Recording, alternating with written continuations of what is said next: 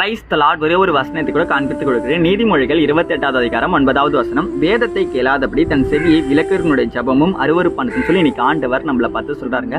மகனே மகளே, ப்ரேயர் பண்ண மட்டும் போதாதுப்பா, நீ பைபிள் படிக்கணும்னு சொல்லி இன்னைக்கு ஆண்டவர் நம்மளை பார்த்து சொல்றாருங்க. நிறைய டைம் பார்த்தீங்கன்னா நம்ம ப்ரேயர் பண்றோம். ஏசப்பா என் வாழ்க்கையில் இது செய்யுங்க, ஏசப்பா என் வாழ்க்கையில் இது செய்யுங்க, நான் ஒரு நல்ல வேலைக்காக எதிர்பார்த்து காத்துருக்கேன், எனக்கு ஒரு நல்ல வேலை கொடுங்க, எனக்கு கடன் பிரச்சனை இருக்கு, எனக்கு ஒரு வீடு வேணும், எனக்கு ஒரு கார் வேணும், எனக்கு ஒரு பைக் வேணும், ஏசப்பா இந்த உலகத்துல நிறைய காரியம் எதிர்பார்ப்பு தேவைகள் எனக்கு இருக்கு, அதெல்லாம் நிறைவேற்றுங்க ஏசப்பான்னு சொல்லி நம்ம நிறைய டைம் ப்ரேயர் பண்றோம். ப்ரேயர் பண்றது தப்பே கிடையாது. நீங்க ப்ரேயர் பண்ணீங்கன்னா நிச்சயமா நீங்க என்ன காரியத்தை எதிர்பார்க்குறீங்களோ அதை பெற்றுக்கொள்வீங்க. ஆனா ஏசப்பா என்ன சொல்றாரு தெரியுங்களா?